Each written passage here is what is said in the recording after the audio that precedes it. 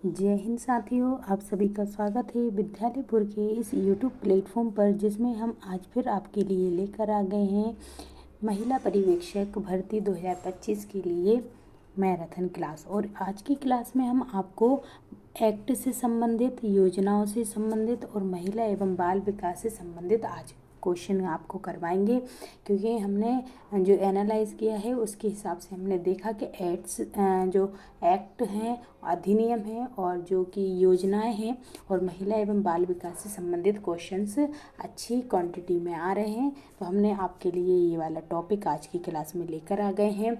और ये आपको इसमें पूरे जैसे कि कुछ एक्ट से क्वेश्चन, मिक्स क्वेश्चन मिलेंगे, मतलब पूरे एक्ट से संबंधित ही नहीं मिलेंगे। कुछ क्वेश्चन एक्ट के रहेंगे, कुछ क्वेश्चन आपकी योजनाओं से। और अब जो हमने एक योजना की एक क्लास डाली थी, उसमें जितनी योजनाएं थी उसमें से कुछ हटकर इसमें भी हम योजनाएं लेकर आए हैं, अलग योजनाएं लाए हैं।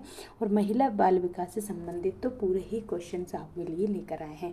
तो आज की क्लास में आपको बिल्कुल 70+ क्वेश्चंस देखने को मिल जाएंगे। और इन 70+ क्वेश्चंस को हम कोशिश करेंगे 40 से 50 मिनट में कंप्लीट कराने की, ताकि आपके कम समय में ज़्यादा से ज़्यादा क्वेश्चन आपके हो सकें। और जिनका भी आने वाली तारीखों में, डेट में एग्ज़ाम है, उन सभी को हमारी ओर से बहुत बहुत शुभकामनाएं कि आपका एग्ज़ाम बहुत अच्छा जाए। और विद्यालयपुर ने जितनी भी क्लासेस आपको दी हैं महिला पर्यवेक्षक के लिए, वो सारी क्लासों में आप बहुत अच्छा क्वेश्चंस आपको आपके एग्ज़ाम में देखने को मिले, हम ऐसे ही कामना करते हैं।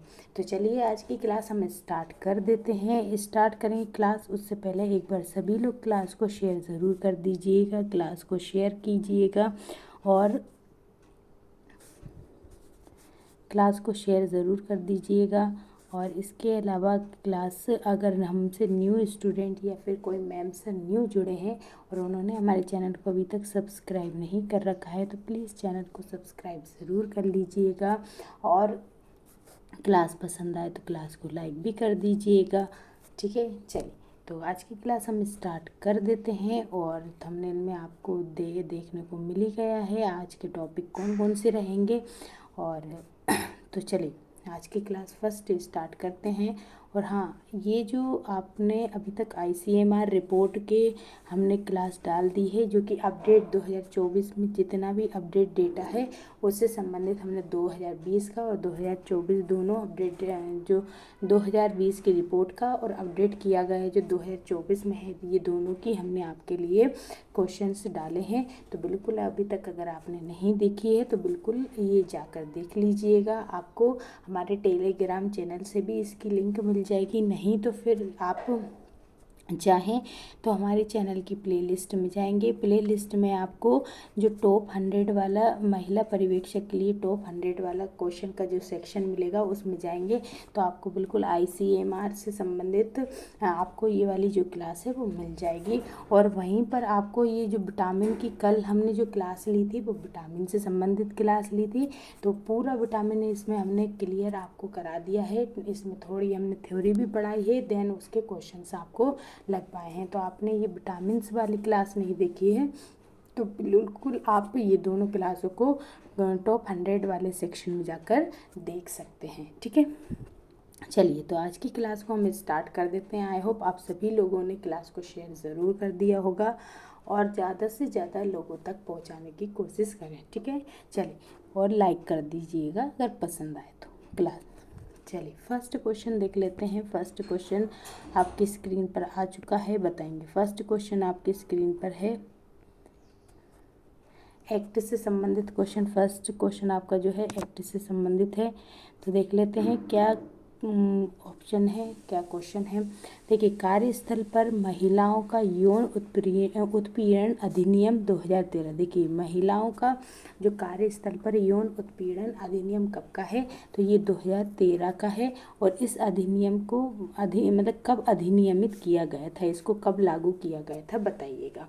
22 अप्रैल 2013 को किया गया था, 19 जून 2013 को किया गया था, 23 फरवरी 2013 को, या फिर 16 मई 2013 को। बताएं कब अधिनियमित किया गया था।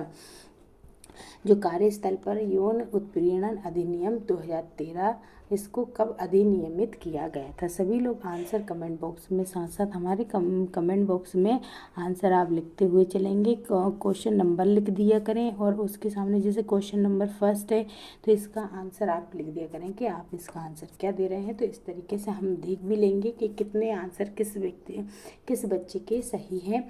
और कोई डाउट है वो भी आप अपने कमेंट बॉक्स में लिख दीजिएगा। चलिए, तो देखिए जो कार्यस्थल पर महिलाओं का यौन उत्पीड़न अधिनियम जो 2013 है उसको अधिनियमित किया गया है। कब अधिनियमित किया गया है, तो इसको 22 अप्रैल 2013 को अधिनियमित किया गया है। कब किया गया है, 22 अप्रैल 2013 को अधिनियमित किया गया है। तो राइट आंसर क्या हो जाएगा इसका, 22 अप्रैल 2013। ठीक है, चलिए नेक्स्ट क्वेश्चन देख लेते हैं। अगर हम आपको इस अधिनियम के बारे में बताएं तो थोड़ा सा आप देख लीजिए कि ये भारत में कार्यस्थल पर जो महिलाएं होती हैं उनके साथ जो यौन उत्पीड़न से निपटने के लिए ये एक्ट बनाया था।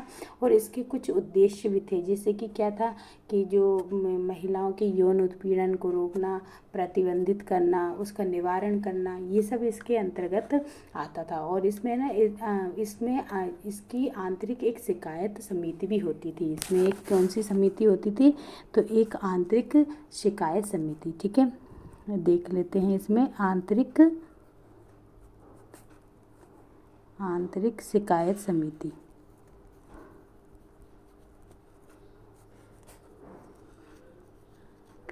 ठीक है, आंतरिक शिकायत समिति होती थी। और इसमें कितने, तो 10 या अधिक कर्मचारियों वाले जो कार्यस्थल होते हैं उसमें बनाई जाती है। ये कहाँ पर, जहाँ पर है ना 10 या 10 से अधिक, है ना 10 या अधिक, जहाँ पर कर्मचारी हों। ठीक है, 10 या अधिक कर्मचारी वाले स्तर पर बनाई जाती है।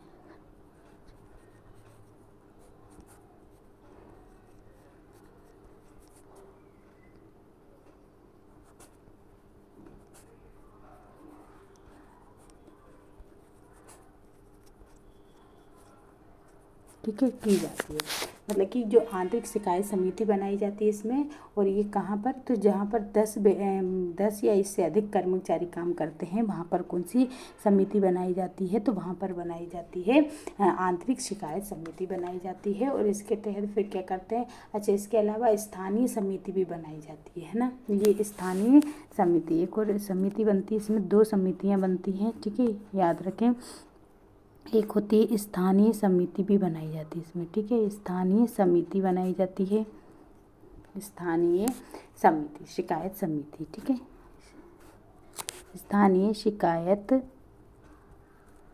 समिति, शिकायत समिति ये कहाँ पर बनाई जाती है, तो याद रखें ये जो है ये कहाँ पर, तो जो जिला स्तर पर बनाई जाती है। कहाँ पर बनाई जाती है, तो जिला स्तर पर बनाई जाती है। ठीक है, जिला स्तर पर गठित की जाती है, आप इसको भी याद रखें। तो इसमें 2 समितियां बनती हैं, एक आंतरिक समिति बनती है शिकायत समिति जो कि 10 या अधिक कर्मचारी रहते वहाँ पर बनाई जाती है, और एक स्थानीय शिकायत समिति बनती है जो कि जिला स्तर पर गठित की जाती है। ठीक है, और फिर इसको कब लागू किया गया था, तो 9 दिसंबर 2013 को किया था। लेकिन अधिनियमित कब किया गया इसको, तो अधिनियमित जो है अभी देखा हमने 22 अप्रैल 2013 को किया गया था। ठीक है, चलिए अधिनियमित पूछा।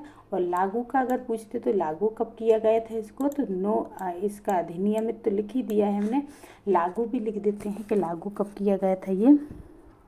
तो याद रखें लागू कब हुआ था, तो ये लागू, ठीक है, लागू कब किया गया था, तो लागू कब हुआ था ये, तो 9 दिसंबर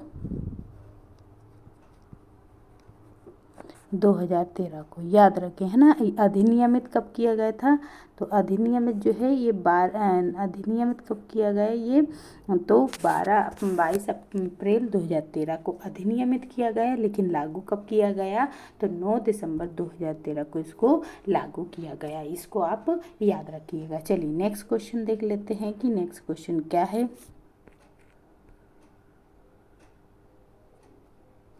चलिए नेक्स्ट क्वेश्चन बताइए, कार्यस्थल पर महिलाओं का यौन उत्पीड़न अधिनियम 2013 में कितने अध्याय और कितनी धाराएं बताएं। कि जो अधिनियम है महिलाओं का यौन उत्पीड़न अधिनियम 2013, इसमें कितने अध्याय हैं और कितनी धाराएं हैं। 8 अध्याय 30 खंड है, या फिर जो 9 अध्याय और 37 खंड, 11 अध्याय 51 खंड, या 5 अध्याय 20 खंड। बताइए कितने हैं। सभी लोग इसके बारे में बताएंगे। बताइए कितना इसका क्या है, और आप सभी चीज़ से संबंधित बताएं इसके बारे में। चलिए देखिए, अगर हम देखें कि इसमें कितने खंड और कितने जो भी मतलब कि इसकी धाराएं वगैरह हैं, तो देखिए सबसे पहले तो हमने देख लिया कि इसको 22 अप्रैल 2013 को इसको अधिनियमित किया, लागू कब किया गया, 9 दिसंबर 2013 को इसको लागू किया गया। अब इसमें पूछा है कि इसमें कितनी धाराएं हैं और कितनी इसमें क्या कहते हैं अध्याय हैं। तो देखिए ये जो अधिनियम है इसमें कितनी, तो 8 धाराएं हैं, 8 अध्याय हैं और 30 खंड है, मतलब 30 धाराएं। कितने, 8 अध्याय और 30 खंड है। कितने, 8 अध्याय और 30 खंड है। ठीक है, याद रखें आप, 8 अध्याय हैं और 30 खंड है। ठीक है, अब देखिए इसके बारे में थोड़ी सी हम जानकारी लेते हैं। चलिए तो अगले क्वेश्चन में हम इसके देख लेते हैं। अगला क्वेश्चन कि इसमें क्या दिया है इसके बारे में, और थोड़े क्वेश्चंस और हैं। तो देखिए क्वेश्चन क्या है।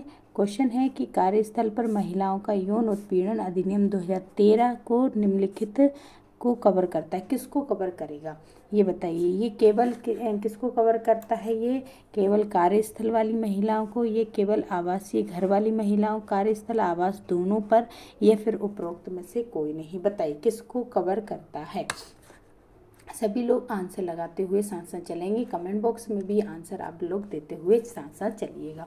तो देखें जो है ना ये जो कार्यस्थल पर महिलाओं का यौन उत्पीड़न अधिनियम 2013 है, ये किसको कवर करता है, तो कार्यस्थल और आवास दोनों महिलाओं को, है ना। जो कार्यस्थल पर भी जिनका यौन शोषण हो रहा है और आवास में भी हो रहा है, तो इन दोनों को ही इसके अंतर्गत कवर किया जाता है। ठीक है, इन दोनों के अंतर्गत ही इसको कवर किया जाता है। तो राइट आंसर इसका क्या हो जाएगा, सी हो जाएगा। चलिए नेक्स्ट देखते हैं। बताइए असंगठित क्षेत्र के लिए अनिवार्य शर्त है कि यह श्रमिक संख्या कितने से कम होनी चाहिए। जो असंगठित जो कि क्षेत्र होते हैं, असंगठित क्षेत्र होते हैं, उनमें अनिवार्य जो शर्त क्या है कि श्रमिक की संख्या किससे कम होनी चाहिए, 7 से कम होनी चाहिए, 10 से कम होनी चाहिए, 50 से कम होनी चाहिए, या फिर 100 से कम होनी चाहिए। बताइए कितने से कम होनी चाहिए। सभी लोग आंसर लगाते हुए चलेंगे। तो देखिए असंगठित क्षेत्र के लिए अनिवार्य क्या है बताएं। सभी लोग बताएंगे आंसर करते हुए साथ साथ चलेंगे हमारे। और जो भी क्वेश्चन अगर आपको डाउट लग रहा है, जिसमें भी डाउट लग रहा है, तो बिल्कुल उसको आप पूछेंगे कि क्या होता है। ठीक है, देखिए अगर असंगठित क्षेत्र के बारे में देखें तो असंगठित क्षेत्र किसको बोलेंगे, जो भारतीय अर्थव्यवस्था में उस हिस्से को बताते हैं जिसमें छोटे अनौपचारिक जो कि उद्यम व्यवसाय शामिल होते हैं। मतलब इसमें कौन कौन से होते हैं असंगठित क्षेत्र में, तो असंगठित क्षेत्र में असंगठित क्षेत्र है ना, इसमें कौन से उद्यम शामिल होते हैं, तो याद रखें कौन कौन से होते हैं, छोटे उद्यम शामिल होते हैं इसमें, छोटे। ठीक है, ये अनौपचारिक क्षेत्र शामिल होते हैं इसमें। ठीक है, और इसमें सीमित या फिर कोई सामाजिक सुरक्षा नहीं होती इसमें ना, कोई भी सामाजिक सुरक्षा नहीं होती है, सामाजिक सुरक्षा नहीं होती है। ठीक है, इसमें सामाजिक सुरक्षा नहीं होती है किसमें, असंगठित क्षेत्र में। और अक्सर अनिश्चित परिस्थितियों में श्रमिकों को ये क्या करते हैं, रोजगार देने का काम करते हैं। अच्छा, अनौपचारिक में कौन आ जाएंगे, जैसे कि अनौपचारिक में अगर बोला जाए कि हमने बोला कि अनौपचारिक क्षेत्र आते हैं इसमें। तो ये अनौपचारिक क्षेत्र में कौन आ जाएंगे, तो अनौपचारिक क्षेत्र में कौन कौन से आ जाएंगे, जैसे कि आ जाएगा मतलब कि परिवार आ जाएगा, है ना। परिवार के द्वारा जो भी संचालित व्यवसाय होता है, इसमें औपचारिक पंजीकरण शामिल सीमित होता है ना, या नहीं भी कर सकते हैं। अगर सामाजिक सुरक्षा से संबंधित देखें तो क्या होता है कि आमतौर पर पेंशन, स्वास्थ्य बीमा, बेरोजगारी जैसे यहाँ पर कोई भी लाभ नहीं मिलते हैं, ठीक है। और ये कैसा होता है, तो एक प्रकार से अनिश्चित रोजगार होता है। ये कैसा होता है, एक प्रकार से अनिश्चित रोजगार होता है, ठीक है, क्योंकि कभी मिलता है कभी नहीं मिलता है।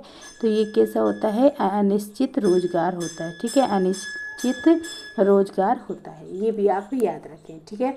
इसमें ना क्या कहते हैं, श्रमिकों को उच्च मतलब कि इसमें सिंपल सी बात है कि आपको असंगठित क्षेत्र के बारे में देखना है। असंगठित जो क्षेत्र होते हैं वो क्या होते हैं, तो ऐसे असंगठित क्षेत्र जहाँ पर क्या होता है, ये छोटे होते हैं, अनौपचारिक उद्यम शामिल इसके अंदर होते हैं, इसमें कोई भी सामाजिक सुरक्षा उनको नहीं दी जाती है। और इसमें जो रोजगार होते हैं वो कैसे होते हैं, तो रोजगार आप याद रखें, रोजगार जो है अनिश्चित होते हैं। रोजगार कैसे होते हैं, अनिश्चित रोजगार इसमें मिलते हैं। तो ये असंगठित क्षेत्र होते हैं। और ये कहाँ पर बनाए जाते हैं, तो असंगठित क्षेत्र याद रखना 10 व्यक्तियों से कम होते हैं। यहाँ पर 10 व्यक्ति मतलब कि जहाँ पर है ना श्रमिकों की संख्या किससे कम हो, 10 से कम होता है, तो वो क्या कहलाते हैं, असंगठित क्षेत्र कहलाते हैं। क्या कहलाते हैं, असंगठित क्षेत्र कहलाते हैं। चलिए नेक्स्ट क्वेश्चन देख लेते हैं।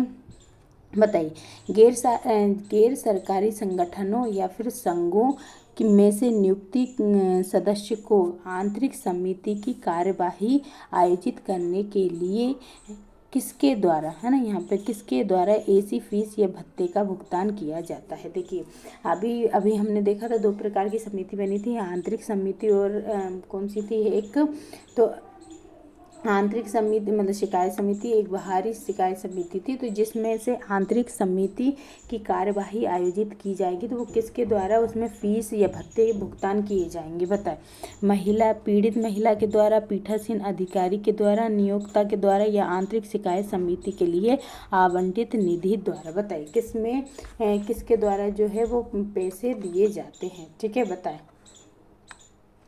सभी लोग आंसर लगाते हुए चलेंगे, ठीक है। देखिए इसका राइट आंसर क्या हो जाएगा, इसका राइट आंसर हो जाएगा नियोक्ता के द्वारा, है ना, नियोक्ता के द्वारा। देखिए जब भी कभी है ना कोई भी गैर सरकारी संगठन या संघ में से कोई भी नियुक्त सदस्य आंतरिक समिति की कार्यवाही आयोजित करने के लिए क्या करेगा, नियोक्ता द्वारा ऐसी फीस या भत्ते का भुगतान किया जाता है। किसके द्वारा, नियोक्ता के द्वारा, ठीक है। चलिए नेक्स्ट देखते हैं। बताइए नेक्स्ट क्वेश्चन है कि संबंधित जिले में स्थानीय समिति के नाम से ज्ञात समिति का संगठन कौन करेगा। देखिए 2 तरीके की थी, एक आंतरिक एक स्थानीय। तो वो बोल रहा है कि स्थानीय जो समिति होती है, स्थानीय समिति, उसके नाम का ज्ञात मतलब कि इस स्थानीय समिति जो होती है उसको कौन गठित करता है, जिला मजिस्ट्रेट करता है, जिला अधिकारी करता है, उपयुक्त सरकार करेगी, या इनमें से कोई नहीं। बताएं कि जो स्थानीय समिति होती है, स्थानीय समिति को कौन गठित करता है, स्थानीय समिति जो रहती है उसको कौन गठित करता है, बताएं। आंसर बताइए, कौन गठित करता है स्थानीय समिति को। देखिए जो स्थानीय समिति होती है इसका गठन कौन करता है, तो याद रखें स्थानीय समिति का गठन जिला अधिकारी करता है। कौन करता है, तो जिला अधिकारी जो है स्थानीय समिति का गठन करता है। कौन करता है, जिला अधिकारी जो होता है वो स्थानीय समिति का गठन करता है, ठीक है। स्थानीय समिति का गठन कौन करेगा, जिला अधिकारी करता है। चलिए नेक्स्ट क्वेश्चन देख लेते हैं। बताइए स्थानीय शिकायत समिति के अध्यक्ष को सामाजिक कार्य के क्षेत्र में कार्यरत और महिलाओं के हितों के लिए प्रतिबद्ध किन में से नामित किया जाता है। देखिए इस सिंपल सा क्वेश्चन ये पूछ रहा है कि जो स्थानीय शिकायत समिति होती है उसके अध्यक्ष का चयन कौन करता है। बताइए स्थानीय समिति जो होती है, शिकायत समिति होती है, उसके अध्यक्ष को कौन जो है क्या करेगा, तो उसको नामित करेगा, या फिर उसको अध्यक्ष कौन चुनेगा। बताइए सभी लोग आंसर जरूर लगाएंगे। क्लास पसंद आ रही हो तो क्लास को शेयर ज़रूर कर देंगे और क्लास को लाइक भी कर देंगे और अपने दोस्तों के साथ शेयर ज़रूर किया करें आप लोग, ठीक है। और अभी तक चैनल को सब्सक्राइब नहीं कर रखा है तो चैनल को सब्सक्राइब ज़रूर कर लीजिए। बताइए स्थानीय जो, तो देखिए स्थानीय समिति जो होती है, शिकायत समिति जो होती है, उसका जो अध्यक्ष होता है वो कौन चुनता है, तो याद रखें स्थानीय जो शिकायत समिति है उसका अध्यक्ष कौन चुनता है, तो वो प्रतिष्ठित महिलाएं, ठीक है। मतलब नामित किसको किया जाता है, प्रतिष्ठित महिलाओं को इसका अध्यक्ष बनाया जाता है। किसको बनाया जाता है, तो प्रतिष्ठित अध्यक्ष महिलाएं जो रहती हैं उनको इसका क्या बनाया जाता है, अध्यक्ष बनाया जाता है। तो राइट आंसर इसका क्या हो जाएगा, इसका राइट आंसर हो जाएगा प्रतिष्ठित महिलाएं, ठीक है।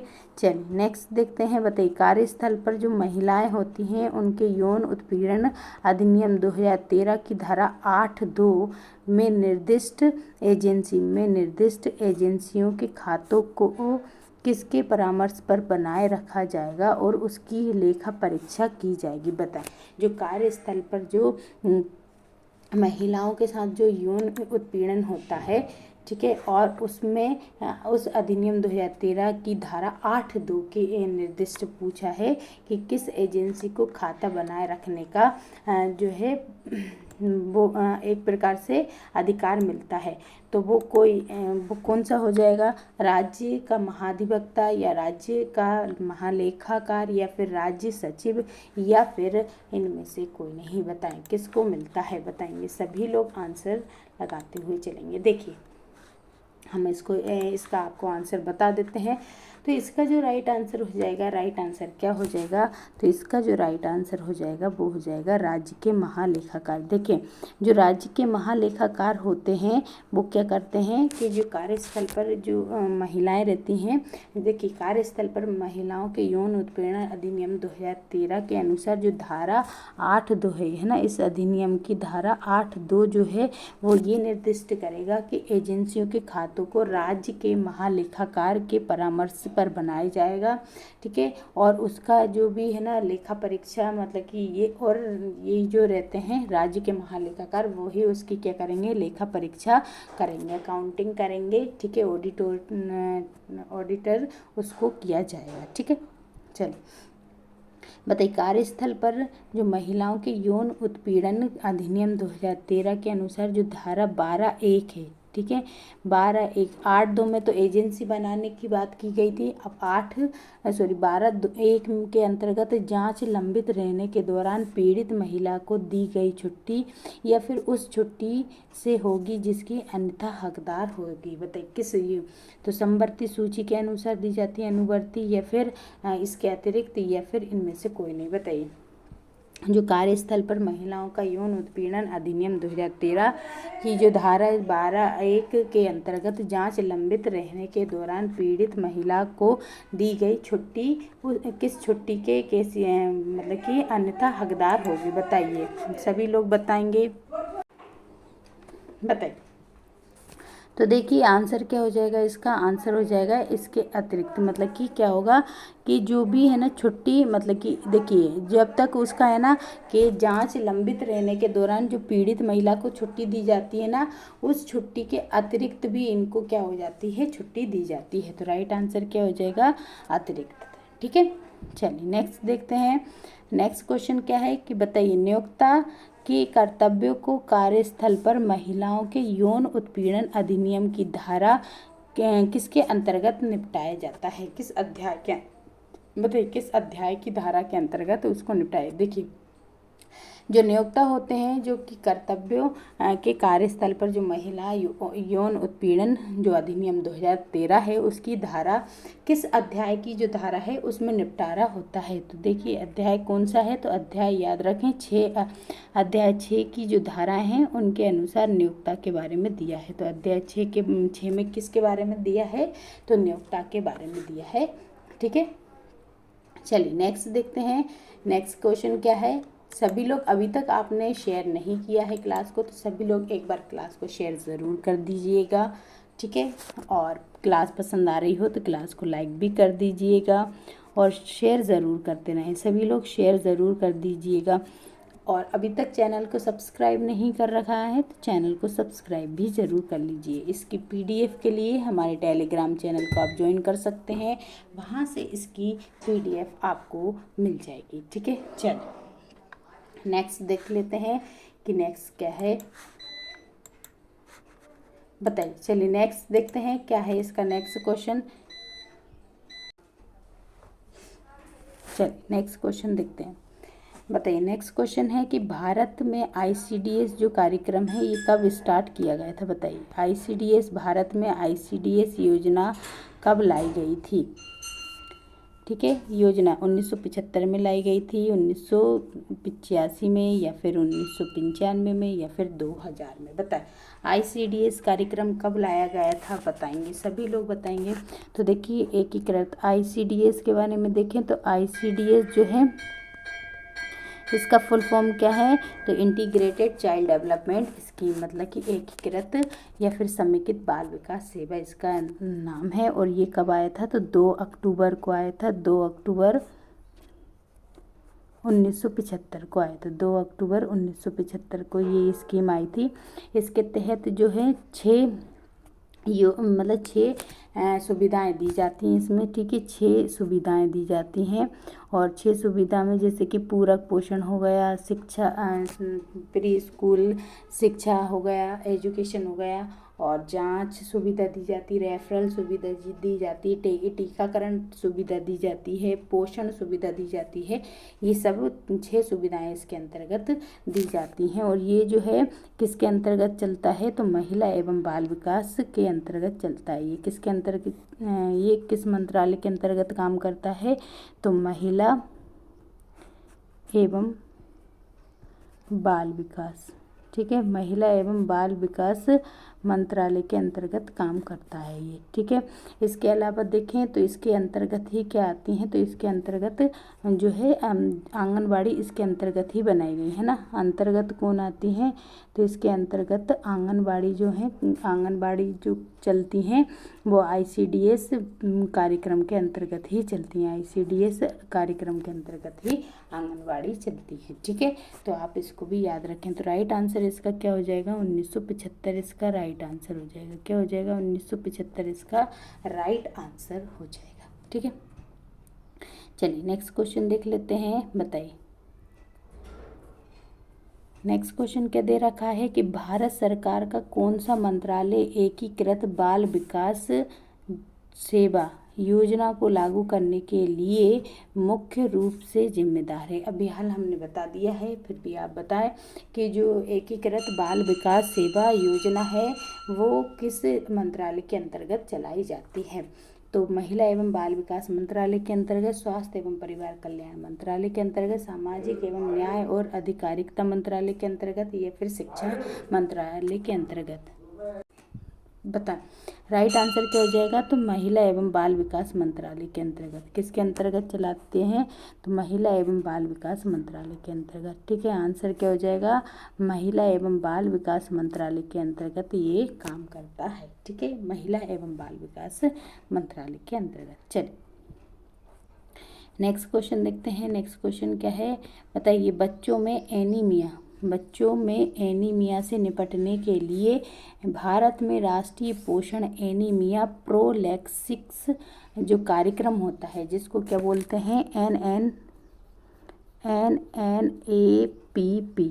ठीक है, इसका फुल फॉर्म क्या है, तो national nutrition anaemia prophylaxis programme. ठीक है, इसका फुल फॉर्म है। ये शुरू कब किया गया था बताइए। NNAPP ये जो कार्यक्रम है ये किससे निपटने के लिए है, तो ये एनीमिया से निपटने के लिए। किससे, तो एनीमिया से निपटने के लिए ये कार्यक्रम चलाया गया था। ठीक है, निपटने के लिए ये कार्यक्रम चलाया गया था, NNAPP जो कार्यक्रम है।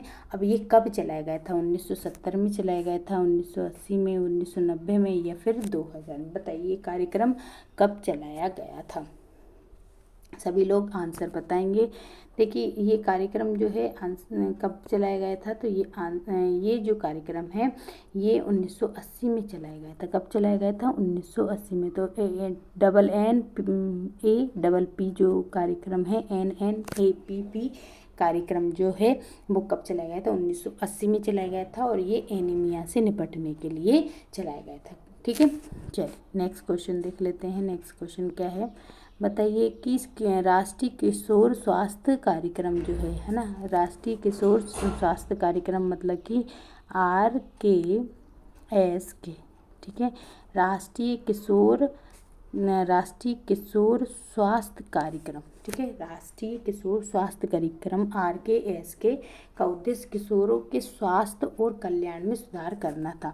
अब ये भारत में ये कब चलाया गया था? ये कार्यक्रम कब चलाया गया था? राष्ट्रीय किशोर स्वास्थ्य कार्यक्रम जो है कब चलाया गया था? 2010 में चलाया गया था, 2012 में चलाया गया, 2015 में, या फिर 2018 में? बताएं कब चलाया गया था? राष्ट्रीय किशोर स्वास्थ्य कार्यक्रम जो है इसका उद्देश्य क्या था और ये कब चलाया गया था? तो ये इसका उद्देश्य तो किशोरों के स्वास्थ्य एवं कल्याण में सुधार करना था। और ये कब चलाया गया था? तो ये चलाया गया था 2012 में। कब चलाया गया था ये कार्यक्रम? 2012 में चलाया गया था। ठीक है, कब? 2012 में ये कार्यक्रम चलाया गया था।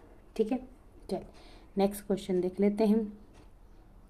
बताइए कि भारत में मिड डे मील योजना स्कूली बच्चों को मुफ्त योजना उपलब्ध कराती है, और ये राष्ट्रीय स्तर पर कब चलाई गई थी ये योजना? बताएं राष्ट्रीय स्तर पर कब आई थी? अगर यहीं पर हम देखें कि मिड डे मील के बारे में देखें, मिड डे मील, ठीक है, मिड डे मील कार्यक्रम के बारे में देखें तो देखिए मिड डे मील कार्यक्रम जो है सबसे पहले कब चलाई गई थी? तो सबसे पहले ये जो है 1961 में चलाई गई थी। कब चलाई गई थी? 1961 में। कहाँ पर चलाई गई थी? तमिलनाडु में। कहाँ पर? तमिलनाडु में चलाई गई थी। ठीक है, तमिलनाडु में। लेकिन ये उस टाइम पे एक क्या था, ये प्रोग्राम के रूप में चलाई गई थी। ये किसके रूप में चलाई गई थी? प्रोग्राम के रूप में चलाई गई थी। वहाँ पर प्रोग्राम के रूप में चलाई गई थी। लेकिन जब ये बहुत ज़्यादा सक्सेस हो गई तो फिर 1995 में ये जो है 1995 में पूरे भारत में लॉन्च कर दी गई, पूरे भारत में। ठीक है, 1995 में जो है ये पूरे भारत में चलाई फिर। ठीक है, 1995 में पूरे भारत में चलाई गई, फिर पूरे भारत में चलाई गई। ठीक है, कौन सी? मिड डे मील योजना। और ये फिर क्या बन गया? प्रोग्राम से एक क्या बन गई? योजना बन गई। फिर ये पूरे प्रोग्राम से एक क्या बन गई? योजना बन गई। और इसमें जो मेन व्यक्ति थे वो कौन थे? तो मेन व्यक्ति जो इसमें थे वो कौन थे? तो याद रखें कि कामराज ने जो थे, कामराज को इसका फादर कहा जाता है ना मिड डे मील का। किसको कहा जाता है? कामराज जो हैं इनको father of mid day meal कहा जाता है। ठीक है, मिड डे मील का जनक, मिड डे मील का जनक कहा जाता है। ये भी आप याद रखिएगा। ठीक है, चलिए देख लेते हैं आगे क्वेश्चन क्या है। मिड डे मील का इनको क्या कहा जाता है? जनक भी कहा जाता है। ठीक, चलिए नेक्स्ट क्वेश्चन देखते हैं। नेक्स्ट क्वेश्चन क्या है? नेक्स्ट क्वेश्चन है, बताइए नेक्स्ट क्वेश्चन है कि भारत में जो बाल मजदूरों के पुनर्वास के लिए राष्ट्रीय बाल श्रम परियोजना चालू की गई थी। ठीक है, कौन सी चालू की गई थी? NCLP। ठीक है, नेशनल चाइल्ड लेबर जो परियोजना प्रोजेक्ट है ये चलाया गया था।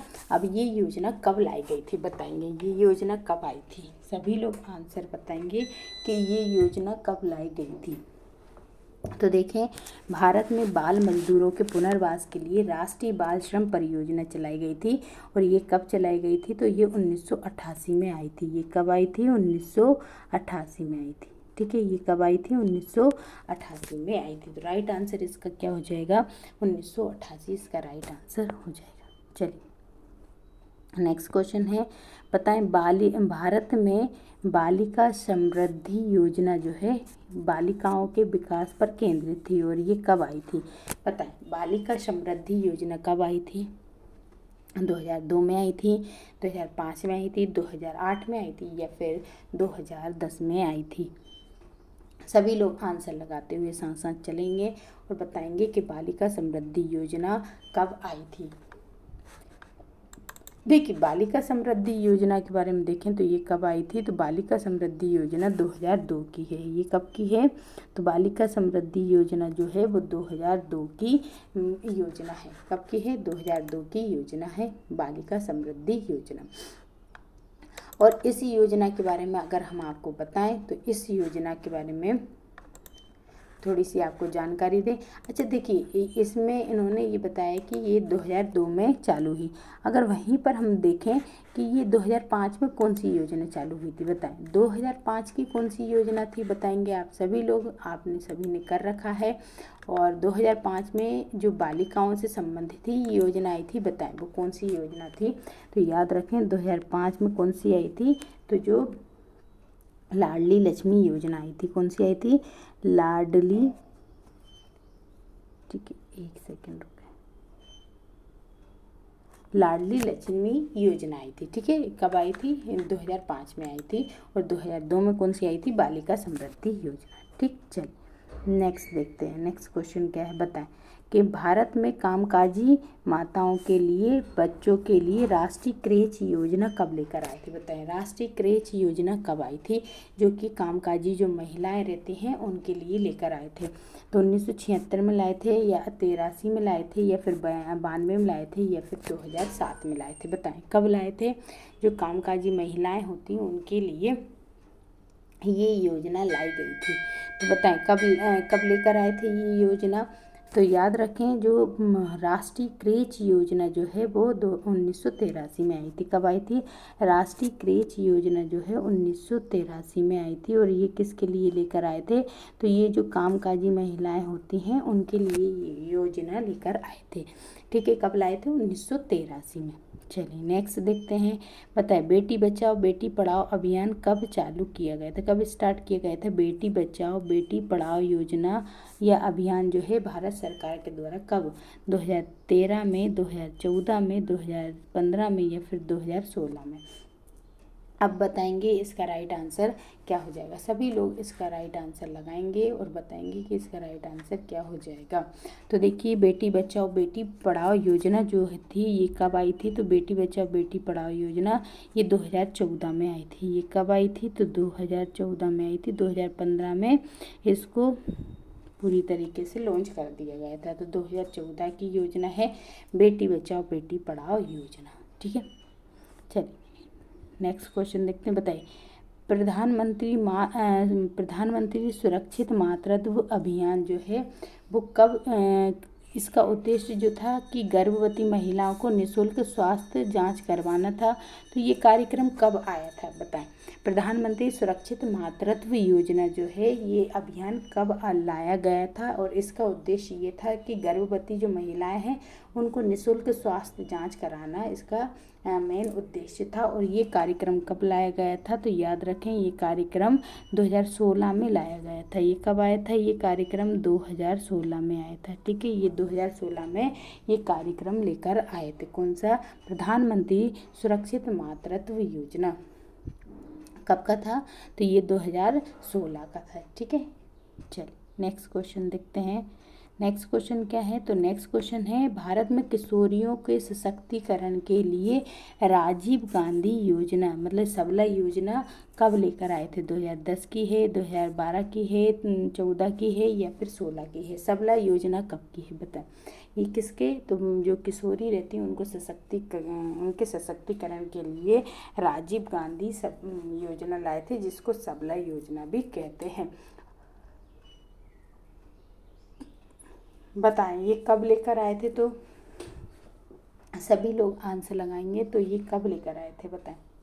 तो देखिए ये कब लेकर आए थे, तो ये 2010 की योजना है। ये कब की योजना है, तो ये 2010 की योजना है। ठीक है, सबला योजना कब आई थी, 2010 में आई थी। ठीक है, सबला योजना कब आई थी, 2010 में आई थी। ठीक है, चल नेक्स्ट क्वेश्चन देखते हैं। बताइए सुकन्या समृद्धि योजना भारत में एक सरकारी योजना है जिसका मुख्य उद्देश्य क्या है, बताएं।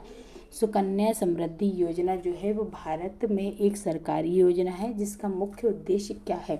महिला को शिक्षा देना, या महिला का सशक्तिकरण करना, महिला को उद्यमी बनाना, या फिर बालिकाओं का वित्तीय सुरक्षा प्रदान करना। बताएं। जो सुकन्या समृद्धि योजना है ये भारत सरकार की एक योजना है और इसका मेन उद्देश्य क्या है? सभी लोग बताएंगे इसका मेन उद्देश्य क्या है।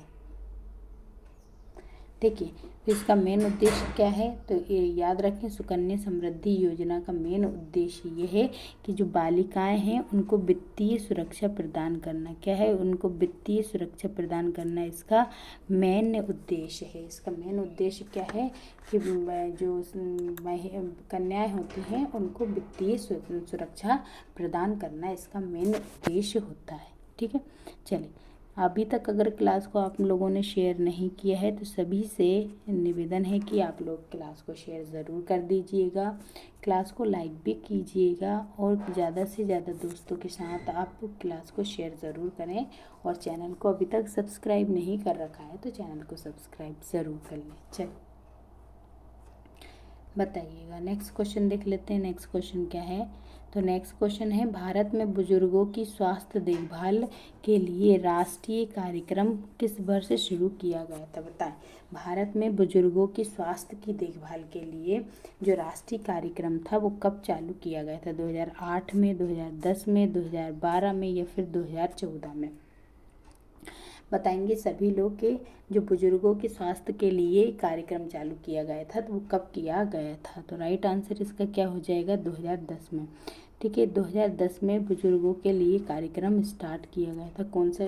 तो बुजुर्गों की स्वास्थ्य देखभाल के लिए 2010 में कार्यक्रम स्टार्ट किया गया था। राइट आंसर क्या हो जाएगा इसका? 2010 इसका राइट आंसर हो जाएगा। चलिए नेक्स्ट क्वेश्चन देख लेते हैं। नेक्स्ट क्वेश्चन क्या है? बताइए, इंदिरा गांधी मातृत्व सहयोग योजना गर्भवती और स्तनपान कराने वाली महिलाओं के लिए एक जो शर्त नगद मतलब कि सशर्त नगद हस्तांतरण योजना थी, ये योजना कब आई थी? बताएं। इंदिरा गांधी मातृत्व सहयोग योजना जो है, इंदिरा गांधी मातृत्व सहयोग योजना गर्भवती और स्तनपान कराने वाली जो महिलाएं होती हैं उनके लिए नगद कुछ पैसे देकर उनकी हेल्प करने से संबंधित है। तो ये योजना कब आई थी? 2005 में आई थी, 2010 में आई थी, 2013 में आई थी, या फिर 2016 में आई थी? बताएंगे। इसका राइट आंसर क्या हो जाएगा? ये योजना कब लाई गई थी? तो देखें, ये योजना जो है ये कब आई थी? तो ये 2013 की योजना है। ये कब की योजना है? ये 2013 की योजना है। ठीक है, ये इंदिरा गांधी मातृत्व सहयोग योजना ये कब आई थी? तो ये आई थी 2013 में आई थी। ये योजना कब आई थी? तो 2013 में ये योजना आई थी। ठीक है, चलिए नेक्स्ट क्वेश्चन देखते हैं। नेक्स्ट क्वेश्चन है कि प्रधानमंत्री मातृ वंदना योजना, जिसको शॉर्ट फॉर्म में क्या बोलते हैं? तो PMMVY। ठीक है, PMMVY मतलब प्रधानमंत्री मातृ वंदना योजना। ये जो योजना है ये गर्भवती और स्तनपान कराने वाली माताओं के लिए वित्तीय सहायता देने के लिए आई थी। जैसे कि ये जो इंदिरा गांधी वाली है, ये इंदिरा गांधी वाली भी जो है ये मातृ मतलब गर्भवती और स्तनपान कराने वाली महिला को जो है कोई भी नगद वित्तीय सहायता प्रदान करने के लिए थी। उसी तरीके से, और ये कब आई थी? तो 2013 में आई थी। जबकि प्रधानमंत्री मातृ वंदना योजना जो है ये भी गर्भवती और स्तनपान कराने वाली जो महिलाएं रहती हैं उनको वित्तीय सहायता के लिए ही आई थी। और ये कब आई थी? 2016 में, 17 में, 18 में, या फिर 19 में? बताइए ये कब आई थी प्रधानमंत्री मातृ वंदना योजना? तो याद रखें, प्रधानमंत्री मातृ वंदना योजना जो है ये कब की है? 2016 की है। ये कब की है? ये प्रधानमंत्री मातृ वंदना योजना कब की है? तो ये है 2016 की है। कब की है? 2016 की है। ठीक है, प्रधानमंत्री मातृ वंदना योजना कब की है? 2016 की है। ठीक है, राइट आंसर क्या हो जाएगा? तो 2016। चलिए बताइए कि चाइल्ड लाइन जो हेल्पलाइन है 1098, ये भारत में संकटग्रस्त बच्चों के लिए एक टोल फ्री हेल्पलाइन है। ये कब लॉन्च की गई थी बताएंगे? ये जो है हेल्पलाइन कब लॉन्च की गई थी? कौन सी 1098 जो है ये कब लॉन्च की गई थी बताएंगे? कब लॉन्च हुई थी 1098? तो याद रखें ये बच्चों के लिए है, 1098 ये बच्चों के लिए है। और ये टोल फ्री नंबर जो है ये कब लॉन्च किए गए था? तो ये 1998 में लॉन्च किए गए थे। कब? 1998 में, 1998 में इस नंबर को क्या किया गया था? लॉन्च किया गया था। तो राइट आंसर क्या हो जाएगा इसका? ए इसका राइट आंसर हो जाएगा 1998। ठीक है, चलिए नेक्स्ट देखते हैं। नेक्स्ट क्वेश्चन क्या है?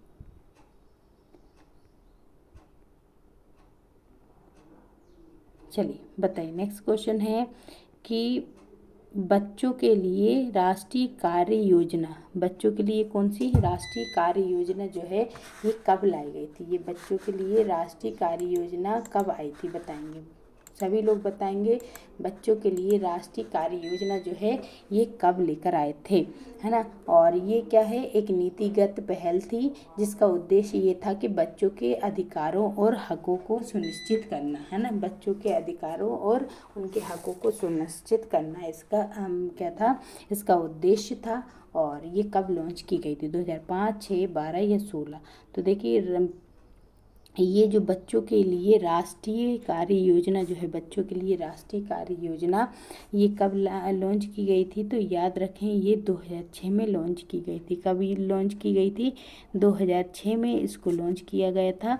और ये क्या एक नीतिगत पहल थी और इसमें क्या किया जाता था? इसमें बच्चों के अधिकारों और हकों को सुनिश्चित करना इसका लक्ष्य था। ठीक है, चलिए नेक्स्ट देखते हैं। बताएंगे नेक्स्ट क्वेश्चन बताएंगे कि बच्चों में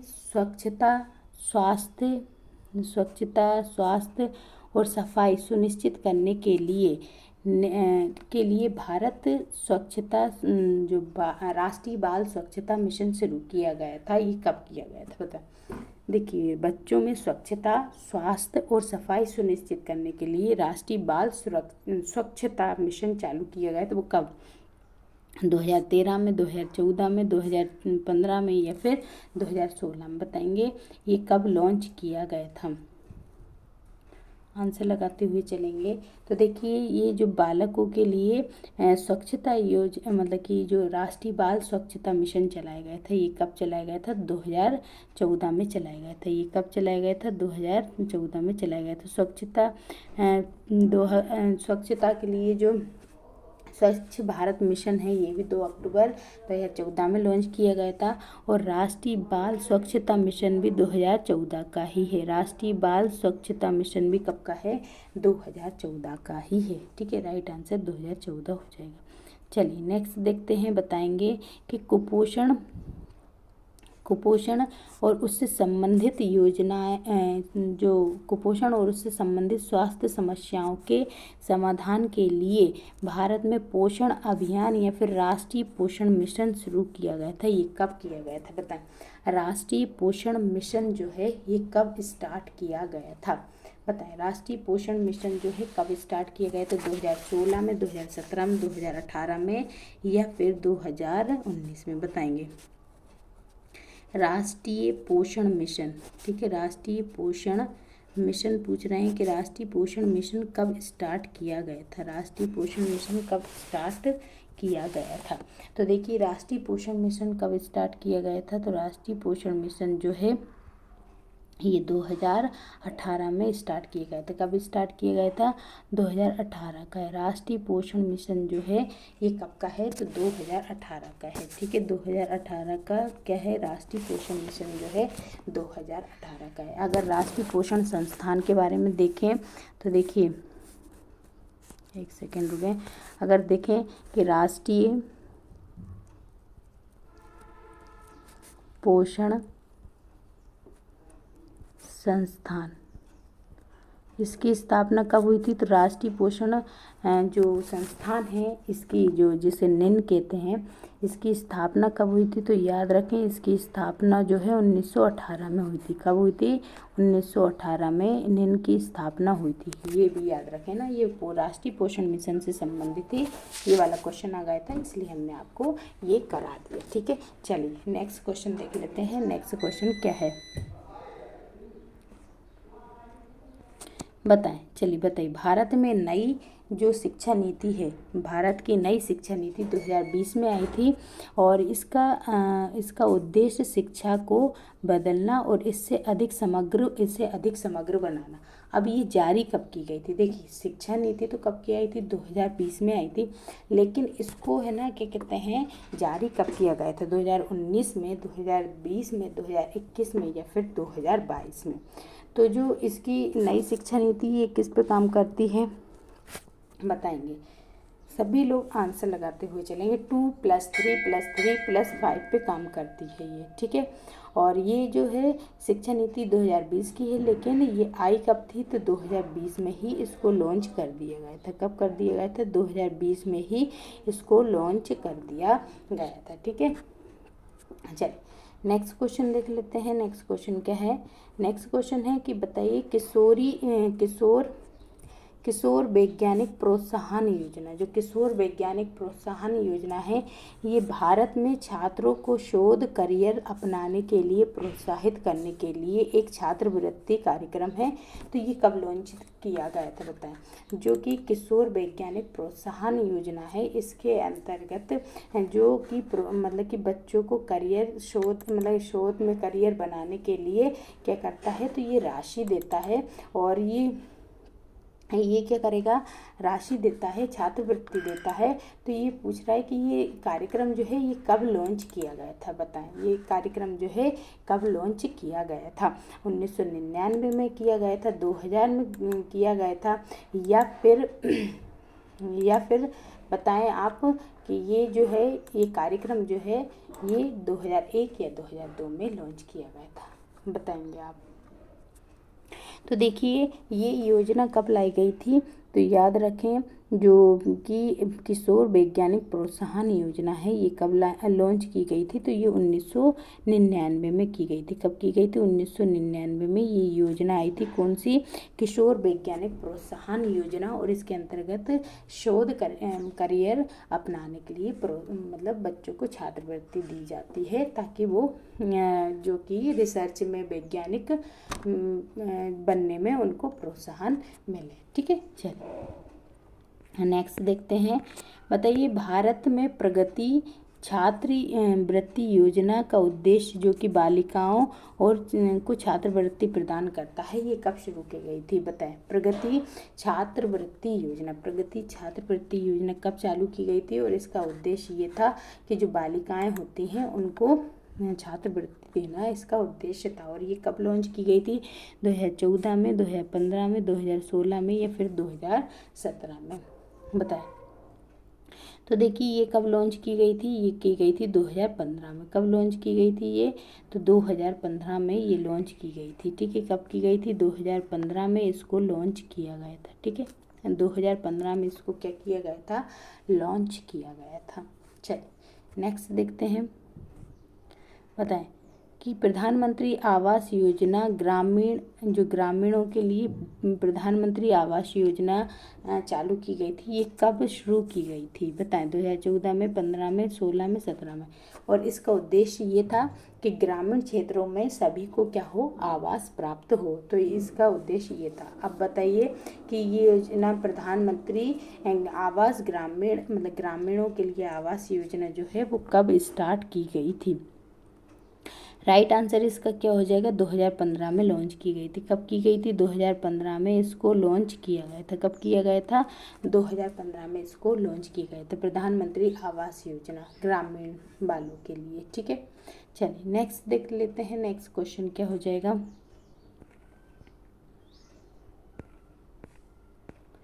बताएं कि हिंसा से प्रभावित महिलाओं को सहायता और सहयोग प्रदान करने के लिए वन स्टॉप सेंटर चालू किया गया था। कौन सा वन स्टॉप सेंटर चालू किया गया था और ये योजना कब लागू की गई थी? बताएं कब शुरू की गई थी वन स्टॉप सेंटर योजना? ये किसके लिए? हिंसा से प्रभावित जो महिला हैं उनको सहायता प्रदान करने के लिए, सहयोग प्रदान करने के लिए वन स्टॉप सेंटर योजना लेकर आए थे। ये कब लाए थे? 2014, 15, 16 या फिर 17 में? बताएंगे कब लेकर आए थे ये योजना। सभी लोग आंसर लगाएंगे, साथ साथ हमारे करते हुए चलेंगे, ठीक है, आंसर करते हुए चलेंगे। तो देखिए ये योजना जो है कब लेकर आए थे? तो ये योजना जो है ये 2015 की ही है, ठीक है। कब की है? 2015 की योजना है। कौन सी? वन स्टॉप सेंटर, है ना। जो हिंसा से प्रभावित महिला हैं उनके लिए ये योजना चालू की गई थी, जिसका नाम क्या है? वन स्टॉप सेंटर योजना थी, ठीक है। चल नेक्स्ट देखते हैं।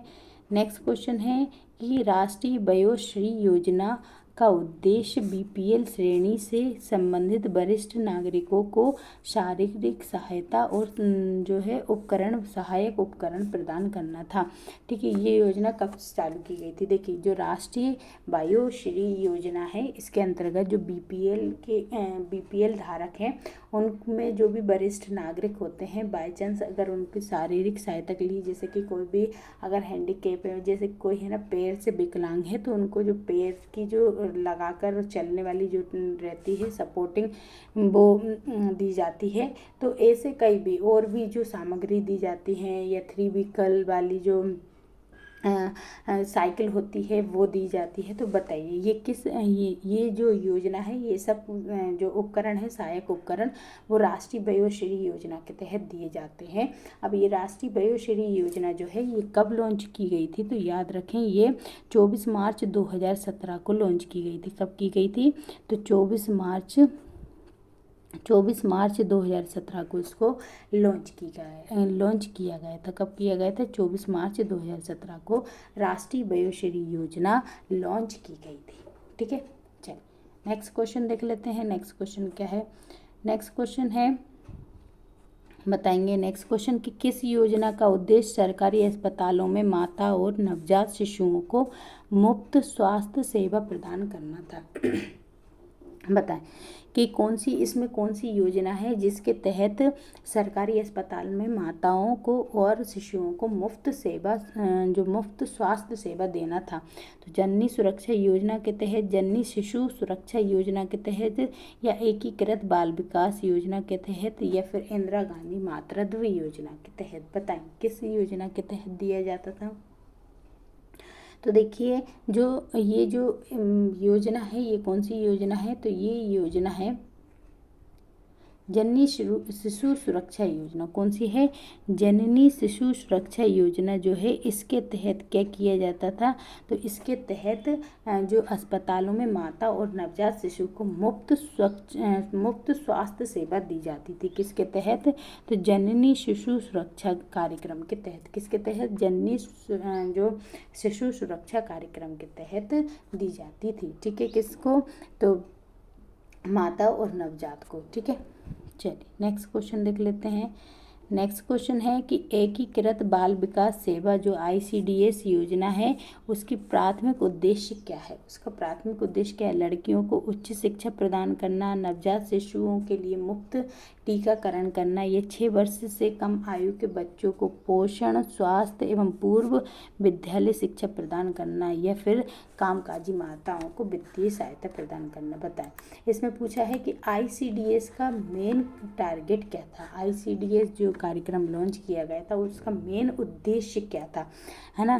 तो देखिए उसका जो प्राथमिक उद्देश्य था, मेन उद्देश्य था, वो था कि बच्चों को क्या करना, 6 साल से जो कम बच्चे होते हैं, 6 साल की आयु से जो कम के बच्चे होते हैं उनको क्या करना, पोषण, स्वास्थ्य वगैरह, पूर्व विद्यालय शिक्षा वगैरह देना। तो राइट आंसर इसका क्या हो जाएगा? तो इसका राइट आंसर हो जाएगा, इसका राइट आंसर क्या हो जाएगा? तो इसका जो राइट आंसर हो जाएगा वो हो जाएगा 6 6 से मतलब 6 से वर्ष से कम उम्र के जो बच्चे होते हैं उनको पोषण, स्वास्थ्य एवं पूर्व शिक्षा देना इसका मेन उद्देश्य था। फर्स्ट उद्देश्य इसका यही था। तो राइट आंसर क्या हो जाएगा इसका? राइट आंसर हो जाएगा सी। राइट आंसर क्या हो जाएगा इसका? सी इसका राइट आंसर हो जाएगा। चलिए नेक्स्ट क्वेश्चन देखते हैं। बताइए कौन सी योजना गर्भवती और स्तनपान कराने वाली माताओं को पहले जीवित जन्म पर 5,000 रुपये देती है और रुपये का सशर्त मातृत्व लाभ प्रदान करती है? बताएंगे कि इनमें से कौन सी योजना है जो कि गर्भवती माता हो या फिर स्तनपान कराने वाली माता हो, उनको पहले जीवित जन्म पर 5,000 रुपये प्रदान करती है। तो वो कौन सी योजना के तहत? तो इंदिरा गांधी मातृत्व सहयोग योजना, या प्रधानमंत्री मातृ वंदना योजना, या किशोरियों के लिए सशक्तिकरण के लिए राजीव गांधी योजना, या फिर महिला शक्ति केंद्र? बताएं कौन सी योजना के तहत जो है 5,000 रुपये मिलते हैं? तो याद रखें जो योजना है कौन सी, तो वो प्रधानमंत्री मातृ वंदना योजना जो है, प्रधानमंत्री मातृ वंदना योजना के तहत जो गर्भवती माता है या स्तनपान कराने वाली माता है उनको जो पहले जीवित जन्म पर पहले बच्चा जो होता है और उसका अगर जीवित बच्चा होता है तो उसके लिए उनको कितने की सहायता दी जाती है? 5,000 रुपये की सहायता दी जाती है। और ये हमने अभी देखा था, ये कब लॉन्च की गई थी? प्रधानमंत्री मातृ वंदना योजना। तो ये कब लॉन्च की गई थी? ये 2016 में आई थी। ये योजना कब की है? तो मातृ वंदना योजना जो है 2016 की योजना है। ये कब की है? 2015-16 की योजना है। ये कब की है? 2015-16 की योजना है। ठीक है, चल नेक्स्ट क्वेश्चन देख लेते हैं। बताइए पोषण अभियान मुख्य रूप से किस मुद्दे पर केंद्रित है? बताएं पोषण अभियान जो चलाया जाता है ये मुख्य रूप से किस पर केंद्रित है? बाल श्रम को कम करना, महिला और बच्चों में कुपोषण को कम करना, मातृ मृत्यु दर को कम करना, या फिर लैंगिक असमानता को कम करना? बताएं किसके लिए लॉन्च की गई थी? जो कि क्या है, तो ये पोषण अभियान मुख्य रूप से किस मुद्दे पर चलाया गया था? तो पोषण अभियान जो है वो मुख्य रूप से किस मुद्दे के लिए चलाया गया था? तो महिलाओं और बच्चों में कुपोषण को कम करने के लिए। महिलाओं और बच्चों में कुपोषण को कम करने के लिए कौन सी योजना चलाई गई थी? तो वो चलाई गई थी पोषण अभियान योजना। कौन सी चलाई गई थी? पोषण अभियान योजना चलाई गई थी। चलिए नेक्स्ट क्वेश्चन देखते हैं।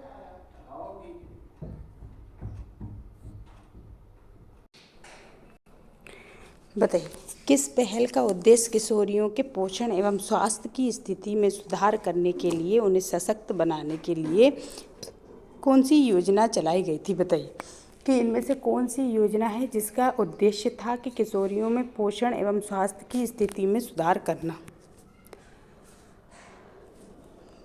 किशोरी एवं सशक्तिकरण के लिए राजीव गांधी योजना जिसे सबला योजना कहते हैं, या फिर बेटी बचाओ बेटी पढ़ाओ योजना, या फिर बालिका समृद्धि योजना, या फिर बालिका सुकन्या समृद्धि योजना? बताएं कौन सी योजना थी? तो देखें जो किशोरियों में पोषण एवं स्वास्थ्य की स्थिति में सुधार करने के लिए, उनसे सशक्त बनाने के लिए कौन सी योजना चालू की गई थी? तो ये की गई थी किशोरी सशक्तिकरण के लिए सबला योजना। जो राजीव गांधी योजना है, ठीक है, जो राजीव गांधी योजना है, राजीव गांधी योजना जिसे सबला योजना कहते हैं, इसका मेन उद्देश्य था किशोरियों में पोषण एवं स्वास्थ्य की स्थिति में सुधार करना और उन्हें सशक्त बनाना। ठीक है, चल नेक्स्ट देखते हैं कि बताइए स्कूली बच्चों को पौष्टिक भोजन उपलब्ध कराने के लिए मध्याह्न भोजन योजना किस अधिनियम के तहत आई थी? बताएं किस अधिनियम के तहत मिड डे मील लेकर आए थे? जो स्कूली बच्चों को पौष्टिक भोजन कराने के लिए मध्याह्न भोजन योजना जो है वो किस अधिनियम के तहत आई थी? कि राष्ट्रीय खाद्य सुरक्षा अधिनियम 2013 के तहत, किशोर न्याय अधिनियम 2015 के तहत। ठीक है,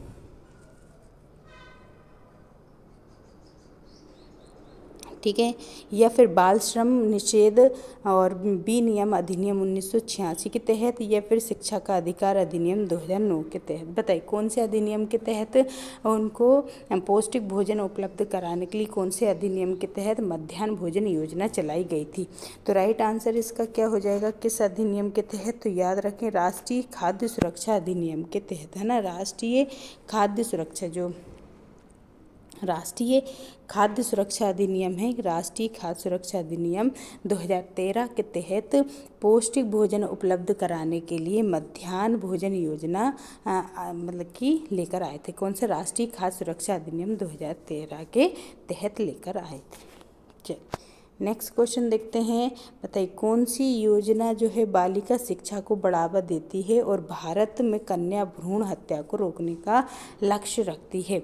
बताएं कौन सी योजना जो है बालिका शिक्षा को बढ़ावा देगी और भारत में कन्या भ्रूण हत्या को रोकने का लक्ष्य रखती है। सुकन्या योजना, या बेटी बचाओ बेटी पढ़ाओ योजना, ये बालिका समृद्धि योजना, या फिर प्रधानमंत्री मातृ वंदना योजना। बताएं कौन सी योजना बालिका शिक्षा को बढ़ावा देती है और भारत में भ्रूण हत्या को रोकती है। तो राइट आंसर क्या हो जाएगा, बेटी बचाओ बेटी पढ़ाओ योजना। कौन सी बेटी बचाओ बेटी पढ़ाओ योजना जो है ये क्या करती है, तो ये जो है क्या करेगी, बच्चों मतलब बालिकाओं की शिक्षा पर ध्यान देती है और बालिकाओं को की जो भ्रूण हत्या है उसको रोकने के लिए इस योजना को लेकर आए थे। कौन सी योजना है ये, तो बेटी बचाओ बेटी पढ़ाओ योजना। कौन सी, बेटी बचाओ बेटी पढ़ाओ योजना। ठीक है, बेटी बचाओ बेटी पढ़ाओ योजना लेकर आए थे। ठीक है, चलिए नेक्स्ट क्वेश्चन देख लेते हैं। बताएंगे कि राष्ट्रीय पोषण मिशन जो पोषण अभियान है उसका प्राथमिक फोकस किस पर है। तो गरीब बच्चों को नगद सहायता देने पर, या बच्चों और माताओं को कुपोषण एनीमिया को कम करने पर, बालिकाओं को छात्रवृत्ति देने पर, ये सभी बच्चों में प्राथमिक शिक्षा सुनिश्चित करने पर। तो देखिए राष्ट्रीय पोषण मिशन जो है ये इसका प्राथमिक फोकस क्या है, तो याद रखें बच्चों और माताओं को ये क्या करता है, तो बच्चों और माताओं को ये कुपोषण और एनीमिया से बचाने के लिए ये योजना लेकर आए थे। ठीक है, तो किसको, बच्चों और माताओं को एनीमिया और कुपोषण से बचाने के लिए कौन सी योजना लेकर आए थे, तो वो योजना थी राष्ट्रीय पोषण मिशन के अंतर्गत। ठीक है, राष्ट्रीय पोषण मिशन आया था। ठीक है, चलिए नेक्स्ट क्वेश्चन देख लेते हैं। नेक्स्ट क्वेश्चन है कौन सी योजना अनाथ और परित्यक्त और आत्मसमर्पित बच्चों की देखभाल और संरक्षण के लिए ज़रूरत इनकी देखभाल और संरक्षण के लिए लाई गई थी। ठीक है, तो बताएं राष्ट्रीय क्रेच योजना, एकीकृत बाल संरक्षण योजना, बालिका समृद्धि योजना, या प्रधानमंत्री मातृ वंदना योजना। बताएंगे इसमें से कौन सी योजना जो है अनाथ परित्यक्त और आत्मसमर्पित बच्चों की सहायता या देखभाल के लिए लेकर आए थे। कौन सी योजना लाए थे, तो देखिए राइट आंसर इसका क्या हो जाएगा, कौन सी योजना आई थी, तो याद रखें ICDS योजना लेकर आए थे। कौन सी आई थी, ICDS मतलब एकीकृत बाल संरक्षण योजना। ठीक है, एकीकृत बाल संरक्षण योजना लेकर आए थे। ठीक है, चल नेक्स्ट देखते हैं। बताइए राष्ट्रीय क्रेच योजना का मुख्य उद्देश्य क्या है। राष्ट्रीय क्रेच योजना है, इसका मुख्य उद्देश्य क्या है कि अनाथ बच्चों को मुफ्त शिक्षा देना, अकेली माताओं को वित्तीय सहायता देना, कामकाजी माताओं के बच्चों में डे केयर सुविधा प्रदान करना, या फिर किशोर पोषण कार्यक्रम को बढ़ावा देना। तो देखिए इसका राइट आंसर क्या हो जाएगा, जो कामकाजी माताएं होती हैं उनके बच्चों को के लिए डे केयर सुविधा उपलब्ध कराना ही किसका कार्य था, तो इसका क्रेच योजना का कार्य था। ठीक है, क्रेच योजना का उद्देश्य क्या था, कामकाजी माताओं के बच्चों के लिए डे केयर सुविधा प्रदान कराना।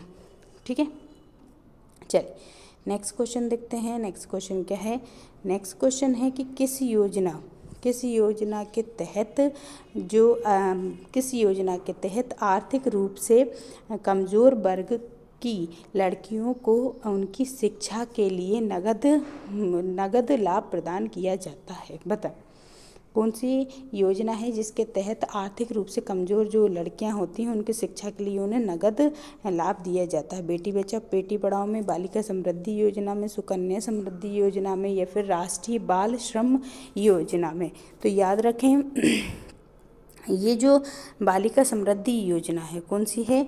बालिका समृद्धि योजना जो है इसके तहत क्या किया जाता है, जो लड़कियां जो कमज़ोर आर्थिक रूप से कमज़ोर वर्ग की जो लड़कियां होती हैं उनको शिक्षा के लिए नगद पैसे दिए जाते हैं। उनकी शिक्षा के लिए क्या किया जाता है? नगद पैसे दिए जाते हैं। वही योजना क्या कहलाती है? तो वही योजना जो है वो आर्थिक समृद्धि बालिका समृद्धि योजना कहलाती है। ठीक है, चल नेक्स्ट क्वेश्चन देखते हैं। नेक्स्ट क्वेश्चन क्या है बताइए? कौन सा कार्यक्रम गरीब परिवारों को उनकी बेटियों की शादी के लिए वित्तीय सहायता प्रदान करता है? जननी सुरक्षा योजना, राष्ट्रीय महिला कोष, मुख्यमंत्री कन्या विवाह योजना, या मातृ वंदना योजना? देखिए इनमें से कौन सी योजना है जो कि गरीब परिवारों की जो बेटियां होती हैं उनको शादी में वित्तीय सहायता प्रदान करता है? राइट आंसर क्या हो जाएगा? मुख्यमंत्री कन्या विवाह योजना। कौन सा? मुख्यमंत्री कन्या विवाह योजना जो है ये क्या चलाती है? तो मुख्यमंत्री कन्या विवाह योजना जो है उन गरीब परिवारों की बेटियों की शादी में वित्तीय सहायता कराने का काम करती है। ठीक है, चल नेक्स्ट देखते हैं कि सुकन्या समृद्धि योजना का लाभ क्या है? बताएं सुकन्या समृद्धि योजना जो है उसका लाभ क्या है? लड़कियों के लिए मुफ्त उच्च शिक्षा प्रदान करना, माता पिता की को अपनी बेटियों की भविष्य की शिक्षा और विवाह करने के लिए बचत करने के लिए प्रोत्साहित करना, किशोर लड़कियों को मुफ्त स्वास्थ्य सेवाएं प्रदान करना, या बाल विवाह को रोकना? बताएंगे क्या है इसका राइट आंसर? सुकन्या समृद्धि योजना का मुख्य लक्ष्य क्या है? तो सुकन्या समृद्धि योजना का मुख्य लक्ष्य क्या होता है कि माता पिता जो अपनी बेटियों के भविष्य के लिए शिक्षा और विवाह के लिए बचत करते हैं, है ना, बचत करने के लिए प्रोत्साहित करना ही क्या कहलाता है? सुकन्या समृद्धि योजना का मुख्य लक्ष्य है। ठीक है, नेक्स्ट देख लेते हैं। नेक्स्ट क्वेश्चन क्या है कि कौन सी पहल बाल श्रम से प्रभावित बच्चों को मुफ्त शिक्षा, कौशल प्रशिक्षण एवं स्वास्थ्य देखभाल प्रदान करती है? इनमें से कौन सी जो एक पहल है जो कि बाल श्रम से जो भी प्रभावित बच्चे हैं उनको मुफ्त शिक्षा देगी, कौशल प्रशिक्षण देगी और स्वास्थ्य देखभाल करती है? तो राष्ट्रीय बाल श्रम परियोजना, बेटी बचाओ बेटी पढ़ाओ योजना, या प्रधानमंत्री मातृ वंदना योजना, या फिर सुकन्या समृद्धि योजना? तो देखिए ये कौन सी है? तो याद रखें राष्ट्रीय बाल श्रम परियोजना जो है ये क्या करती है, जो कि बाल श्रम से संबंधित प्रभावित जो बच्चे हैं उनको क्या करती है? मुफ्त शिक्षा देती है और उनके कौशल प्रशिक्षण एवं स्वास्थ्य देखभाल में मदद करती है। कौन सी योजना? राष्ट्रीय बाल श्रम परियोजना। ठीक है, नेक्स्ट क्वेश्चन क्या है कि राष्ट्रीय महिला कोष निम्नलिखित में से क्या प्रदान करता है? राष्ट्रीय महिला कोष जो है निम्नलिखित में से क्या प्रदान करता है? स्वरोजगार के लिए महिलाओं को माइक्रो फाइनेंस, या बाल पोषण के लिए नगद प्रोत्साहन, ग्रामीण क्षेत्रों में लड़कियों के लिए छात्रवृत्ति, या विधवा महिलाओं के लिए मासिक पेंशन? बताइए। देखिए राष्ट्रीय महिला कोष जो है वो क्या प्रदान करता है? राष्ट्रीय महिला कोष जो है स्वरोजगार के लिए महिलाओं को फाइनेंस जो माइक्रो फाइनेंस देता है। ठीक है, जो स्वरोजगार योजना जो है क्या है? तो जो राष्ट्रीय महिला कोष क्या करता है प्रदान? तो रोजगार के लिए महिलाओं को माइक्रो फाइनेंस देता है। ठीक है, चलिए नेक्स्ट देखते हैं। बताइए चाइल्ड हेल्पलाइन जो है 1098 का उद्देश्य क्या है? तो कुपोषित बच्चों को स्वास्थ्य सेवा देना, संकटग्रस्त बच्चों को आपातकालीन सहायता देना, सभी बच्चों के लिए प्राथमिक शिक्षा, या बच्चों को श्रम से बचाना? तो या राइट आंसर इसका होगा संकटग्रस्त जो बच्चे होते हैं उनको आपातकालीन सहायता देना। ठीक है, सहायता देना इसका मुख्य उद्देश्य होता है। ठीक है, नेक्स्ट क्वेश्चन देखते हैं कि किस योजना के तहत लड़कियों के जीवन संरक्षण और उनकी शिक्षा में सुधार किया जाता है? किस योजना का उद्देश्य है लड़कियों के जीवन संरक्षण और शिक्षा में सुधार करना? तो सुकन्या समृद्धि योजना, बेटी बचाओ बेटी पढ़ाओ योजना, या फिर है ना क्या कहते हैं या फिर राष्ट्रीय बाल श्रम योजना या एकीकृत बाल विकास योजना।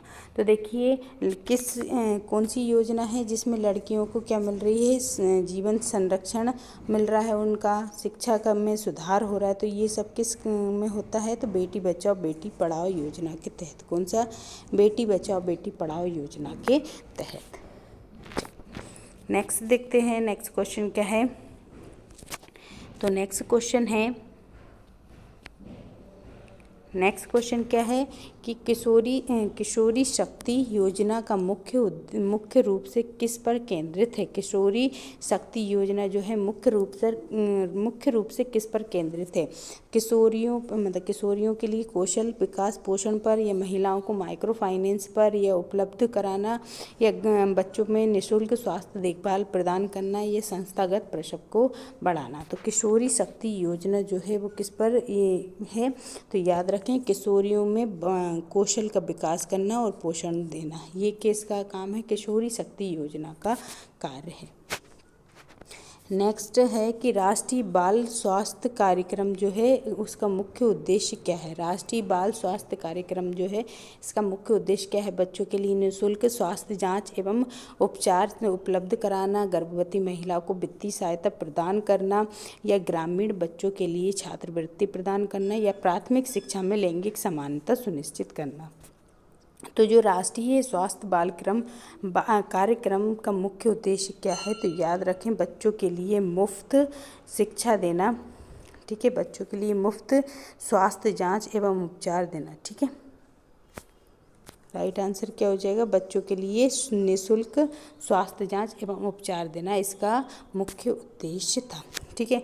देखिए अभी तक अगर आपने हमारी ये क्लास नहीं देखी है जिसमें हमने मैथ की क्लास ली थी और योजनाओं से संबंधित कार्यक्रमों से संबंधित क्लास नहीं ली थी, अगर आपने अभी तक ये नहीं देखी है तो बिल्कुल आप देखिए, क्योंकि इन क्लासों को देखने से आपके बिल्कुल 6 से 7 क्वेश्चन आपके एग्ज़ाम में बिल्कुल ठीक हो जाएंगे, क्योंकि योजनाओं से संबंधित क्वेश्चंस आ रहे हैं। मैथ में भी हमने आपके जो टॉपिक्स हैं उनके अकॉर्डिंग ही हमने इसमें क्वेश्चंस लिए थे। तो आप ये क्लासेस देखेंगे तो आपको बहुत हेल्प मिलेगी, डायरेक्ट क्वेश्चन आंसर जो है सही होने के आपके ज़्यादा से ज़्यादा चांसेस बढ़ जाएंगे। तो अभी तक अगर आपने ये क्लासेस नहीं देखी तो बिल्कुल आप इन क्लासों को ज़रूर देखिए, और आज की क्लास कैसी लगी ज़रूर आप हमें कमेंट बॉक्स में लिखकर बताइए। कमेंट बॉक्स में आप लिखकर बताइए कि आज की क्लास आपको कैसी लगी, और जाते समय सभी लोग क्लास को शेयर करके ज़रूर जाइएगा। क्लास पसंद आए तो क्लास को लाइक भी कर दीजिएगा, और चैनल को सब्सक्राइब नहीं कर रखा है तो चैनल को सब्सक्राइब ज़रूर कर लीजिए। और PDF के लिए आप हमारे टेलीग्राम चैनल को ज्वाइन कर सकते हैं, वहाँ से आप इसको डेली की जो क्लासेस होती हैं उनकी PDF मिल जाएगी। तो आज के लिए इतना ही रखेंगे। आई होप आपको क्लास पसंद आई हो, क्वेश्चंस आपको पसंद आए हों, बस क्लास को ज़्यादा से ज़्यादा शेयर कर दीजिएगा। तो चलिए कल फिर मिलेंगे अगले टॉपिक के साथ अगली क्लास में, तब तक के लिए सभी को जय हिंद साथियों।